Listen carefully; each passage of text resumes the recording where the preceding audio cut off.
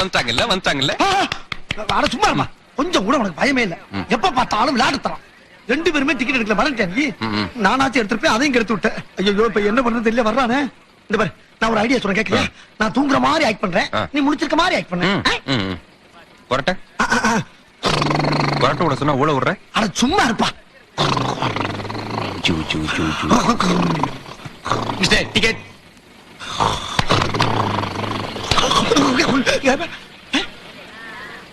Sir வணக்கம் sir, நல்லா இருக்கீங்களா? டிக்கெட் டிக்கெட் கொடுங்க.